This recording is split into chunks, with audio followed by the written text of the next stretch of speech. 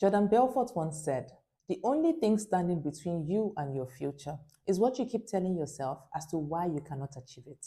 So, what's your story today? I am Tolulope Fakende.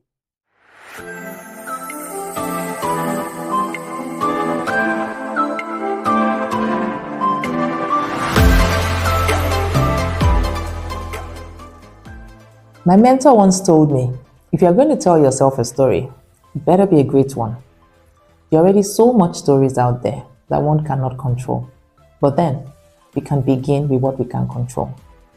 Our thoughts. Those things that are happening inside of us, not the external. Our internal stories start with thoughts. A research was carried out recently, and it was found that 60,000 thoughts run through our minds on a daily basis. 80% of these thoughts are negative. Just scratch that. That's 48,000 negative thoughts with the possibility of passing through and becoming beyond thoughts if we allow it.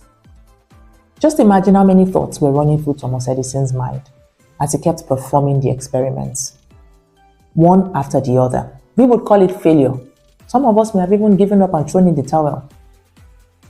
I guess you can tell the story he chose to tell himself, irrespective. From his quote, "I have not failed. I have only found 1,000 ways that didn't work." What a mindset. What a man. What a consistent man at that. Transformation happens when we change the way we think. And we can only change the way we think by being exposed to the right information.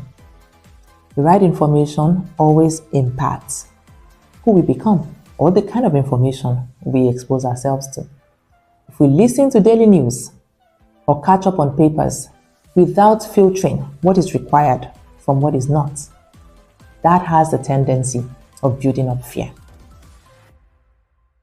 And if we position ourselves in negative environments or negative conversations, by default, negative thoughts and assumptions would be our norm. That would be what we'll be experiencing. And then we'll be wondering, why am I thinking like this? Why is this my experience? It's what we put in. So when we're thinking like that, when we find ourselves in those kind of positions, we should check, what am I exposing myself to? Fear, they say, is false evidence appearing real. What are the evidences? What are the information that we have allowed in? When we binge on social media, watch any kind of movie, we expect to look down on ourselves and build negative ideologies.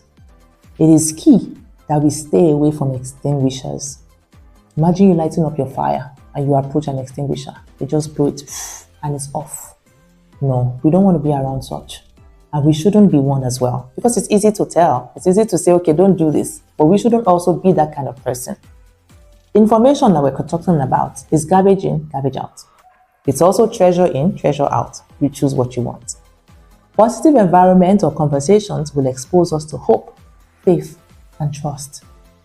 Like you would service your car periodically, and I hope you do that. I go to church weekly to strengthen my faith. That is my fire lighter.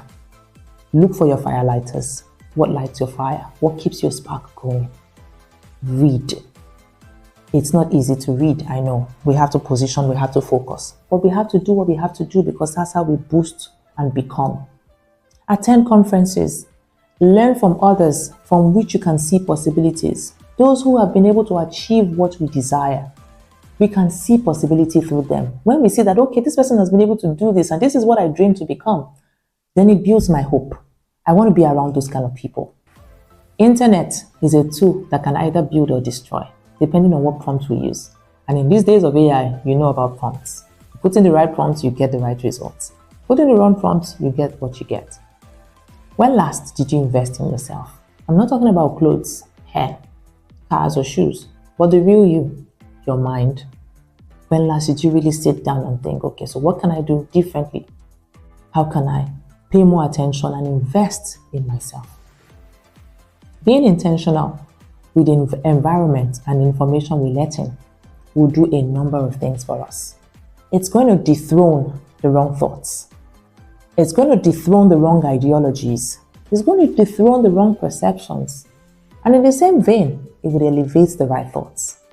would elevate the right ideologies and the right perceptions as well.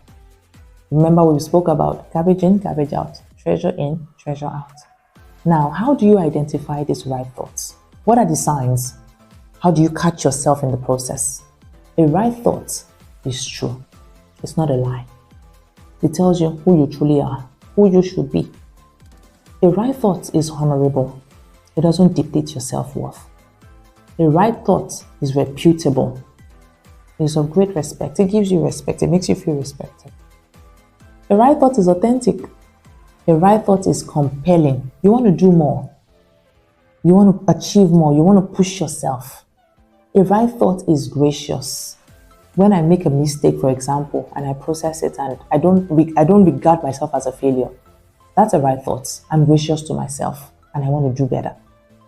How should the right thoughts make you feel? It should make you feel like the best, not the worst. The right thought should make you feel beautiful or handsome and not ugly.